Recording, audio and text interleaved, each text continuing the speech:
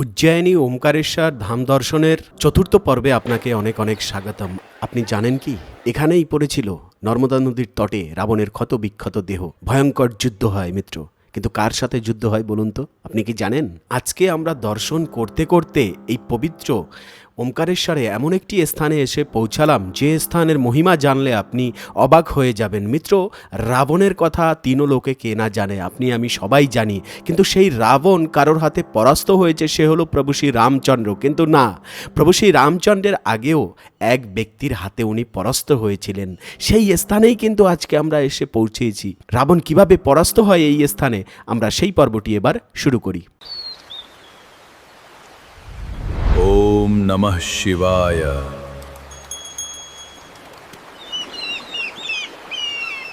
সহস্রবাহু, যিনি কার্তিবীর অর্জুন নামেও পরিচিত, হৈহৈ বংশের এক পরাক্রমী রাজা। পুরাণে বর্ণিত আছে যে ভগবান দত্তাত্রেয়ের আশীর্বাদে তিনি অসাধারণ শক্তি এবং 1000 বাহু লাভ করেছিলেন।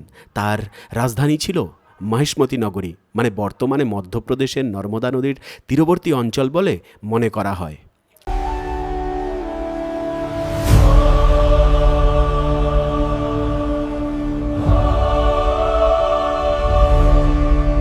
আর রাবণের পরিচয়ে নতুন করে দেওয়ার আশা করি প্রয়োজন পড়ে না, কেন কি তিনলোকের সবাই তো ওনাকে চেনেন। যখন রাবণ চলতেন তখন এই পৃথিবী মাতাও কষ্ট পেতেন, মানে এই পৃথিবী যেন নৌকার মতো ডুলতে থাকতো। শাস্ত্র বলে চলত দশানন ডোলত অবনী। তো সেই রাবণ কি করে জানেন?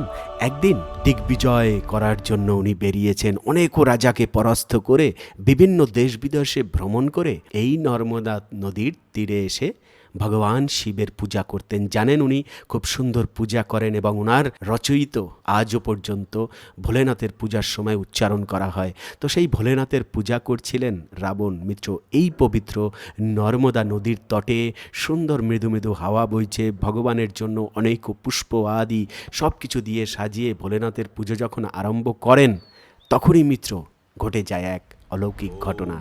ঠিক সেই সময় সহস্রবাহু তার রানীদেরকে নিয়ে দূরে একটুখানি নদীর ভিতরেই জলক্রিয়া করছিলেন।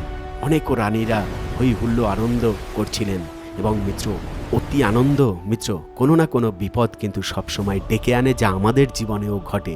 নিজের অসংখ্য বাহুর শক্তিতে তিনি নদীর প্রবাহ সাময়িকভাবে আটকে দিয়েছিলেন, ফলে নদীর জল উল্টো দিকে বইতে শুরু করলো। রাবণের পুজোর সামগ্রী সব কিন্তু সেই সময়ে ভাসিয়ে নিয়ে গেল নর্মদা নদী। রাবণ কিছুটা অবাক হয়ে তাকিয়ে রইলেন নর্মদা নদীর তীরে। তারপরে উনি মনে মনে ভাবলেন, এটা উল্টো দিকে জল বইবার তো কথা নয়, নিশ্চয়ই কোনো কারণ আছে।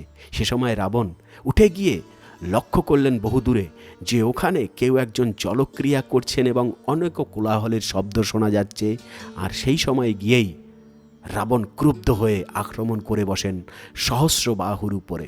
কেন? এদিকে রাবণের অতি গর্ভে তো বুক ভরা ছিল, কিন্তু সেই গর্ভ চূর্ণ করার জন্যই কিন্তু সেই সময় ভগবানই প্রেরণ করেন এই সহস্রবাহুকে। কাছে গিয়ে দেখলেন সহস্রবাহু, তখন তাকে যুদ্ধ আহ্বান করেন। বেশ, দুজনের যুদ্ধ, ভয়ঙ্কর যুদ্ধ। মিত্র, চিন্তা করুন একবার, যার 1000 হস্ত এবং রাবণের মতো পরাক্রমী ব্যক্তি, দুই বিশাল শক্তিশালী যোদ্ধা যখন মাঠে নামে, তখন সম্পূর্ণ আকাশে দেবতারা এসে এই দৃশ্য উপভোগ করেছিলেন। রাবণ ও সহস্রবাহুর মধ্যে প্রবল যুদ্ধ শুরু হয়। রাবণ ছিল মহাবলী যোদ্ধা, কিন্তু সহস্রবাহুর অসাধারণ শক্তি এবং 1000 বাহুর সামনে তিনি পরাস্ত হন। সহস্রবাহু রাবণকে বন্দি করে নগরীতে নিয়ে যান এবং কারাগারে বন্দি করে রাখেন। ভাবা যায় মিত্র। পুলস্ত্য ঋষির আগমন হয় সেই সময়। রাবণের পিতামহ ছিলেন পুলস্ত্য ঋষি।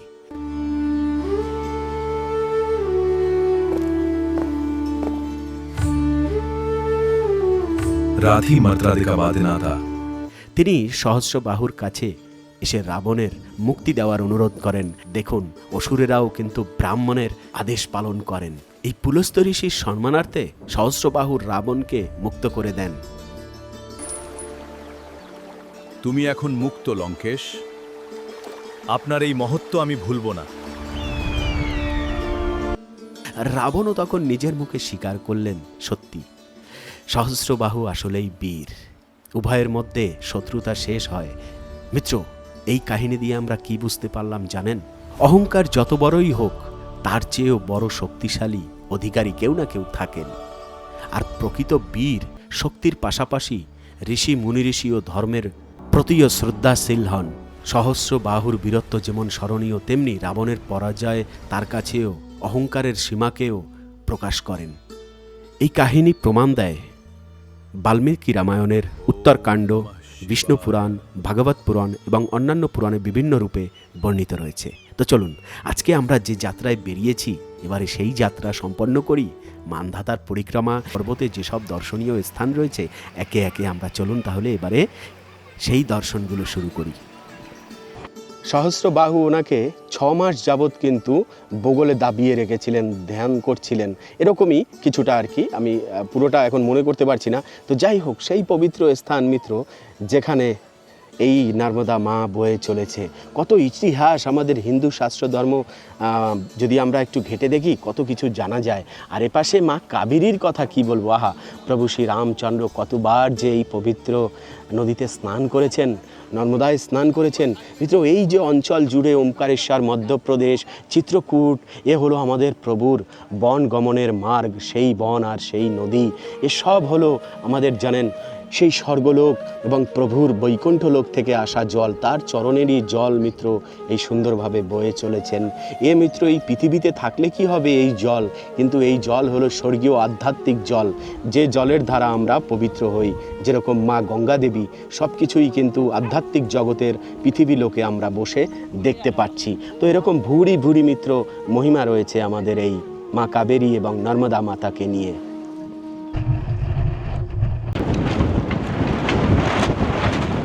তো মিত্র দেখুন, ভাগ্যের উদয় এতটা হয়ে গিয়েছে এই মুহূর্তে, প্রচণ্ড হাওয়া বইছে। দেখুন, প্রচণ্ড হাওয়া, হ্যাঁ, একদম মেঘে ছেয়ে গেছে এ পাশটা পুরো।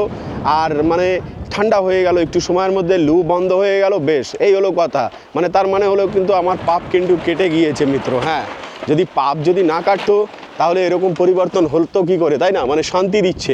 আগে যে এই যে কষ্ট, দেখুন আমাদের জীবনে যেই কোনো কষ্ট আসুক না কেন মিত্র, সেগুলো কিসের কারণে আসে? আমাদের কর্মফলের কারণে আসে। আর দেখুন, এইমাত্র স্নান করলাম, কর্মফলটা নষ্ট হয়ে গেল, পাপ মুক্ত হয়ে গেলাম, সঙ্গে সঙ্গে একদম শীতল হাওয়া দিচ্ছে, চারিদিকের পরিবর্তন হয়ে গেল। আহা, কি আনন্দ আকাশে বাতাসে। তো এই হলো আনন্দের বিষয় মিত্র। যাকগে মিত্র, দুঃখ লাগছে, জানেন কি দুঃখ লাগছে? মানে এসব স্থানে এসে ভাবি, কম দূর বলুন আমাদের কলকাতা থেকে, ওয়েস্ট বেঙ্গল থেকে মধ্যপ্রদেশ, এই উজ্জয়িনী বা এটা কম দূর। তারপরের কথা হলো এই যে সময় করে আসা বা এই যে সুযোগ করে দেওয়া বা বৃন্দাবনে বাস করা, সেখান থেকে এখানে আসা। মিত্র, এই মাকে এই কথাই বললাম যে হে মা, তোমার এই সন্তানকে কৃপা করেছো, তাই আজকে তোমার দর্শন পেয়েছি। মা, মাতা কাবেরীকেও বললাম যে মা, আবার যদি কোনোদিন তোমার কৃপা হয়, একটু করো কৃপা, যেন আবার দর্শন করতে আমরা আসতে পারি। এটাই বললাম মায়ের কাছে। নিশ্চয়ই মা কৃপা করবেন আবার, কেন কি আর কি কোনো দিন ভাগ্য হবে এমন সুন্দর একটি স্থানে এসে আবার এই সঙ্গমে স্নান করার? এ তো মাই জানে, আর কে জানবে বলুন?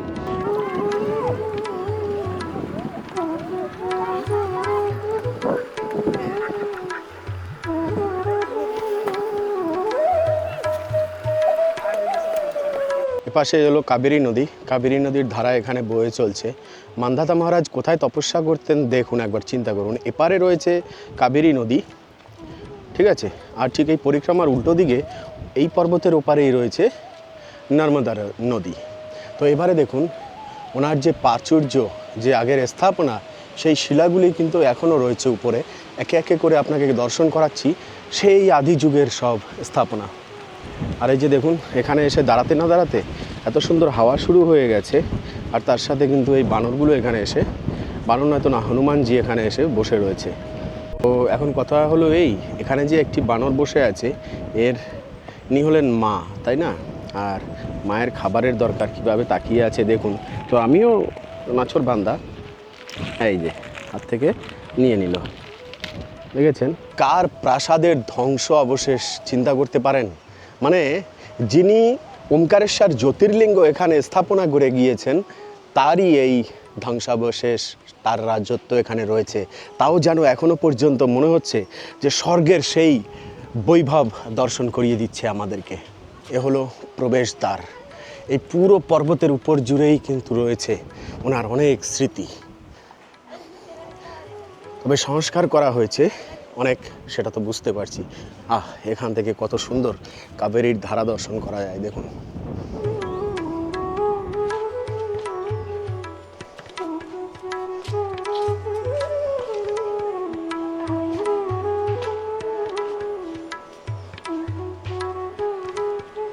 এখানে বোধহয় দোয়ারপালরা বসতেন দুপাশে, ঠিক আছে, তারপরেই মহলের ভিতরে প্রবেশ করা যেত।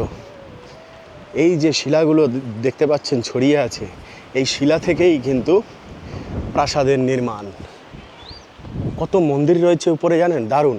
যদি অনেকের হাতে সময় কম থাকে, অল্প সময়ের জন্য দর্শন করে চলে যেতে চান না, তাহলে ভুল করবেন।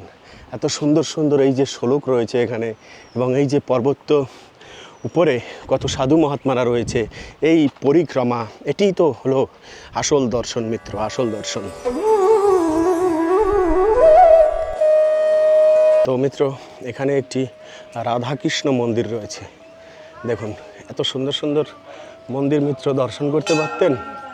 হ্যাঁ, চলুন দর্শন করে আসি রাধাকৃষ্ণের মন্দির। এবং গোমাতা রয়েছে, ভক্তরাও আছে অনেক। হ্যাঁ, অনেকক্ষণ পর খুব সুন্দর একটি দর্শন পেলাম পর্বতের উপরে। বাহ, দেখো, যেন মনে হচ্ছে আমাদের ব্রজবাসী মাইয়েরা সবাই ব্রজের মতো করে পুজো দিচ্ছেন। এ হলো শিব আর পার্বতী, দেখুন দর্শন করুন কত সুন্দর।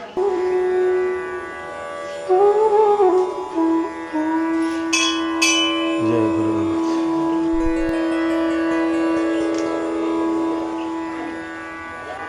তো এই পর্বতে এটি হলো একমাত্র রাধাকৃষ্ণের মন্দির। হ্যাঁ, দেখুন, এ হলো রাধাকৃষ্ণের বিগ্রহ। চলুন আবার আমরা পরিক্রমা শুরু করি। হ্যাঁ, রাস্তা তো কম নয়, হ্যাঁ, অনেক রাস্তা। এখান থেকে পরিক্রমা করতে করতে আগের এপিসোডে মিত্র কিছুটা দর্শন করেছেন পরিক্রমা, কিন্তু একবারে কি আর সব দর্শন করানো সম্ভব, তাই না? মান্ধাতা পর্বত আসলে শুধু একটি পর্বত নয়, এটি হাজার বছরের তপস্যা, ভক্তি এবং আধ্যাত্মিক শক্তির জীবন্ত প্রতীক। গৌরী, সোমনাথ, সিদ্ধনাথ, কেদারেশ্বর ও অন্যান্য প্রাচীন মন্দির আজও মহাদেবের অনন্ত মহিমা বহন করে চলছে। জীবনে অন্তত একবার এই পবিত্র তীর্থস্থান দর্শন করলে মনে ভরে ওঠে শান্তি, ভক্তি ও পরম আনন্দ।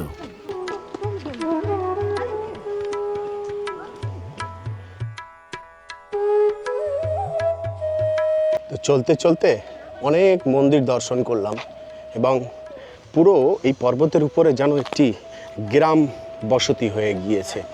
দুধারেই অনেক এই মান্ধাতাবাসীরা বসবাস করছেন। বেশ, তাদেরকে দর্শন করে ভালোও লাগছে। হ্যাঁ, তবে কিছু সাধু মহাত্মাদেরও দর্শন পাওয়া যায় এখানে আসলে। ছোট ছোট কুটিয়া নির্মাণ করে ওনারা ভজন করেন এখানে। আর বেশ, দেখেছেন তো, ঘণ্টার ধ্বনিও শুনতে পাওয়া যায়। পুরো দিব্য একটি পর্বত মিত্র। এই পর্বত ওমকারেশ্বর মন্দিরের লাগোয়া পর্বত, তাহলে কতটা আধ্যাত্মিক জগতের পর্বত হতে পারে একবার চিন্তা করুন। যেমন বৃক্ষ এখানের খুব সুন্দর, তেমন মার্গও এখানের খুব সুন্দর, এবং এই মার্গ সুসজ্জিত রয়েছে। গীতার নেয়া শ্লোকগুলো এখানে খুব সুন্দরভাবে লিপিবদ্ধ করে করে সম্পূর্ণ মার্গময় সাজিয়ে রাখা হয়েছে, যাতে আপনি পরিক্রমা তো দিচ্ছেনই, এবং জ্ঞান আহরণ করতে করতে, শ্লোক অধ্যয়ন করতে করতে আপনার যাত্রা সম্পন্ন করছেন, পরিক্রমা সম্পন্ন করছেন। আর এরকম সুন্দর মন্দিরে মন্দিরে মা দুর্গার, বাহ, এবারে দুর্গাপূজা তো কাছে এসে গেল। তবে মা দুর্গার দর্শন করলাম অনেক দিন পর, প্রায় 5 বছর হয়ে গেল মিত্র কলকাতায় যাওয়া হয় না, তাই মা দুর্গার বিগ্রহ দর্শন করা হয় না। ধন্য হয়ে গেলাম। জয় মা দুর্গে, জয় মা দুর্গে, জয় বম বলে। মান্ধাতা পর্বতের অনেক অলৌকিক শক্তি রয়েছে। ভক্তদের বিশ্বাস, মান্ধাতা পর্বতের প্রতিটি শিলা ওং নমঃ শিবায় মন্ত্রের স্পন্দনে মুখরিত। এখানে ধ্যান করলে মন শান্ত হয়, নেতিবাচক শক্তি দূর হয় এবং আধ্যাত্মিক শান্তির জাগরণ ঘটে।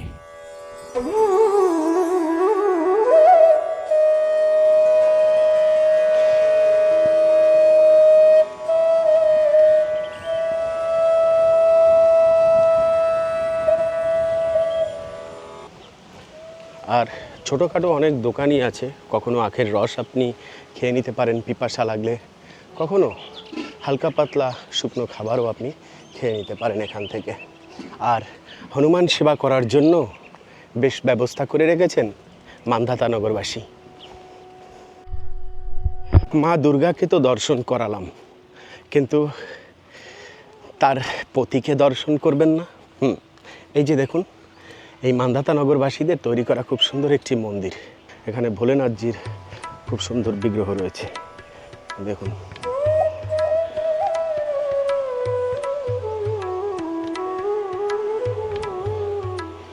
আবার পরিক্রমা শুরু করলাম, সামনের দিকে এগোতে থাকি। না জানি চোখের সামনে আরও কি কি দর্শনের জন্য পড়বে। অবশ্যই আমিও তো নতুন, আর আপনি নতুন কিনা সেটা তো আমার জানা নেই। মান্ধাতা পর্বতের পরিক্রমার পথটি ওং আকৃতির বলে বিশ্বাস করা হয়। প্রায় 7 থেকে 8 কিলোমিটারের এই পরিক্রমা সম্পূর্ণ করলে পাপ ক্ষয় হয় এবং মহাদেবের বিশেষ আশীর্বাদ লাভ হয় বলে শাস্ত্রে উল্লেখ করা হয়েছে। তবে এই পাহাড়ের 7-8 কিলোমিটার পথ অতিক্রম করে পরিক্রমা শেষ করা আসলে একটুখানি কঠিন বটে। কেন কি পর্বতের উপরে উঁচু স্থানে উঠতে অনেকটা কষ্ট, তার উপরে যদি প্রচণ্ড রোদ হয়, এই কষ্টকে স্বীকার করাটাও একটি তপস্যা বলে মনে করেন স্থানীয় ভক্তরা। এই পর্বতের নিকটে পবিত্র নর্মদা ও কাবেরী নদীর মনোরম সঙ্গম, সূর্যোদয় কিংবা সূর্যাস্তের সময় এই দৃশ্য যেন স্বর্গীয় সৌন্দর্যের প্রকাশ পায়। বহু ভক্ত এই স্থানকে ধ্যানের জন্য আদর্শ বলে মনে করেন। এখানে বিভিন্ন প্রান্তে রয়েছে বহু প্রাচীন গুহা। বিশ্বাস করা হয় ব্যাসদেব, সুখদেব এবং অসংখ্য যোগী এই গুহাগুলিতে ধ্যান ও তপস্যা করেছিলেন। আজও এই স্থানগুলিতে এক অপূর্ব নীরবতা ও আধ্যাত্মিক শক্তির অনুভূতি মেলে। সূর্যবংশীয় মহারাজ মান্ধাতা এই পর্বতেই হাজার হাজার বছর ধরে কঠোর তপস্যা করেছিলেন। তার অটল ভক্তিতে সন্তুষ্ট হয়ে মহাদেব এখানে জ্যোতির্লিঙ্গ রূপে প্রকাশিত হন। সেই থেকেই এই পর্বতের নাম মান্ধাতা পর্বত।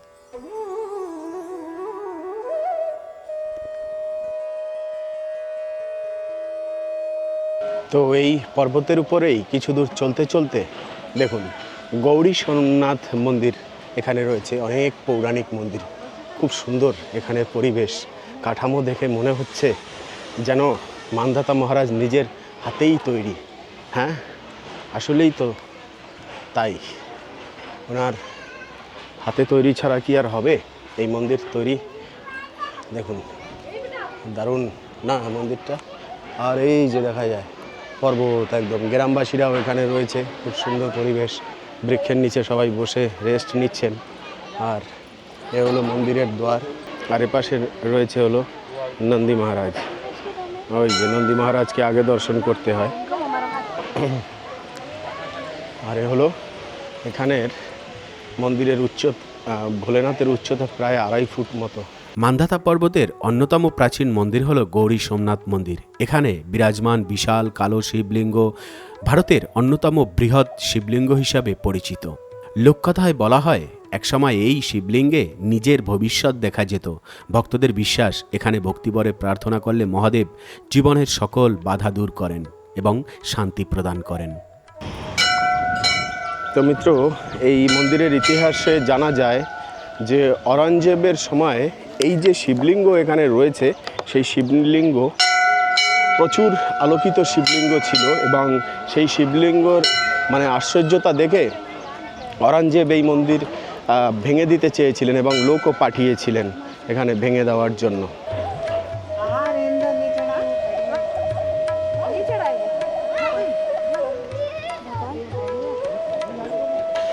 এবারে এই মন্দির দর্শন করে আবার কিছু দূর আপনাকে হাঁটতে হবে। হাঁটতে হাঁটতে এমন একটি দৃশ্য আপনি দেখতে পাবেন মিত্র, সেই দৃশ্যের অপেক্ষাই ভক্তরা করেন যে পরিক্রমা শেষের দিকে কখন আসবে আর কখন আমরা বিশাল কায় ভোলেনাথের দর্শন করব। একদম আকাশচুম্বী ভোলেনাথের মিত্র এবারে আপনাকে দর্শন করানোর জন্য নিয়ে যাচ্ছি। হ্যাঁ, মান্ধাতা মহারাজের অনুকম্পার ফলেই মিত্র কত সুন্দরভাবে ভক্তরা পরিক্রমা এখানে দিতে পারছেন এবং ভোলেনাথের কৃপা লাভ করতে পারছেন। আর তার সাথে এরকম নন্দী মহারাজদের সাথে দেখা তো আপনার হয়েই যাবে। হ্যাঁ, এই যে দেখুন উপরে দেখা যাচ্ছে, দেখতে পাচ্ছেন বিশাল বড় চূড়া রয়েছে এখানে। হ্যাঁ, ভোলেনাথ বসে রয়েছে দর্শন দেওয়ার জন্য। এবারে যে মন্দিরটি মিত্র আপনি দর্শন করছেন, এটি হলো রাজেশ্বরী মন্দির। দেখুন সব দেবী মাতাদের বিগ্রহগুলো এখানে খুব সুন্দরভাবে সাজিয়ে রাখা হয়েছে, দারুণ লাগে তাই না? মাতার কত রূপ, এই মন্দির দর্শন করলে কিন্তু আপনি বুঝতে পারবেন। সবার উপরে যিনি ভোলেনাথজি, এই বৃক্ষর ফাঁকা থেকেই গৌরবর্ণ, হ্যাঁ, কর্পূর গৌরম করুণাবতারম। এই যে দেখুন, ওয়াও, মুগ্ধ হয়ে যাচ্ছেন না মিত্র দর্শন করে? ভোলেনাথের কি অপরূপ কৃপা। হ্যাঁ, এরকম রূপ ভক্তদেরকে দর্শন দিয়ে থাকেন। একদম আকাশ চিরে যখন ভক্তরা তপস্যা করেন, তখনই এরমভাবে কিন্তু নীল আকাশ চিরে ভোলেনাথ প্রকট হন এবং সবাইকে কৃপা করেন। এই বিগ্রহ, এই মূর্তি দর্শন করলে কিন্তু সেটাই আপনার অনুভব হবে, এত সুন্দর।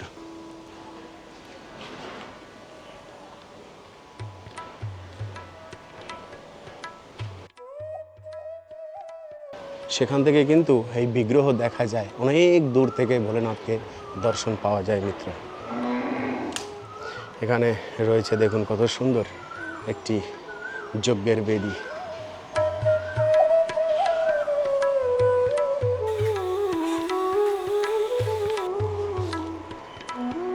প্রতিটি পাথরের কারুকার্য ইতিহাসের সাক্ষী। কথিত আছে বহু ঋষি এখানে কঠোর তপস্যা করে সিদ্ধিলাভ করেছিলেন, তাই আজও সাধকরা এই স্থানে শক্তিক্ষেত্র বলে মনে করেন।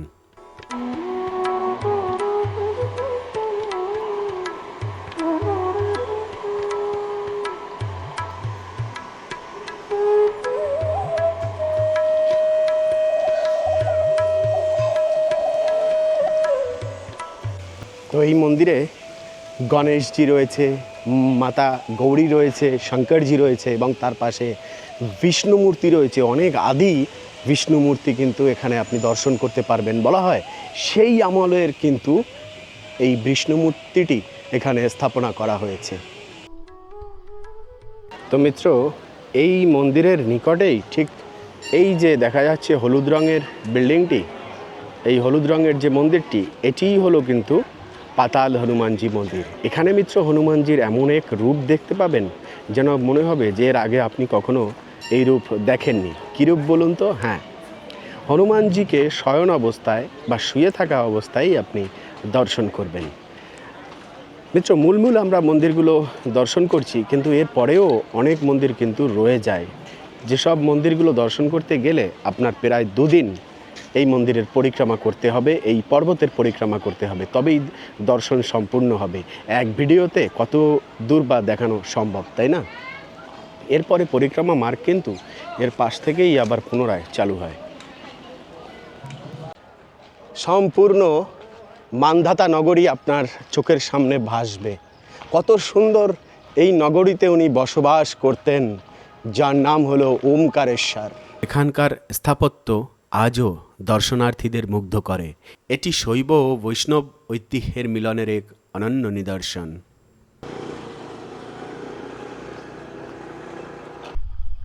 তো মিত্র, ভবিষ্যতে কিন্তু খুব সুন্দর হতে যাচ্ছে এই নগরী। হ্যাঁ, মান্ধাতার এই নগরীতে কাজ চলছে, দেখুন করিডোরে অনেক বড় মন্দির তৈরি হবে। এই যে শঙ্করাচার্যের মন্দিরের নির্মাণের কাজ এত সুন্দরভাবে চলছে, অবাক হয়ে যাবেন একটি সময় আপনি দর্শন করে। মানে এখানে আর এক দর্শন কিন্তু শুরু হবে। এই যে দেখুন পর্বত শৃঙ্গমালা, উপাসে পর্বত এপাশে পর্বত, মাঝখানে শহর, শহর মানে ওমকারেশ্বর মন্দির, এবং এই যে দ্বীপ, এটি একটি দ্বীপে অবস্থিত মিত্র।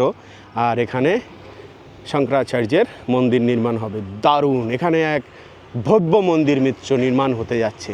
হোক এভাবেই আমাদের ভারতবর্ষ সেজে উঠুক পরিপূর্ণভাবে মন্দির আর মন্দির দিয়ে। তো যাই হোক, তো এই কথা জানিয়েই মিত্র আজকের এই কথাটি মানে আজকের এই ভিডিওটি এখানেই এন্ড করছি। পরবর্তী ভিডিওতে আবার আপনার সাথে দেখা হচ্ছে, কথা হচ্ছে, এমন সুন্দর দর্শনীয় স্থান নিয়ে ফিরে আসছি। সে অবধি ভালো থাকবেন, সুস্থ থাকবেন। হর হর গঙ্গে, হর হর কাবেরী, হর হর নর্মদে।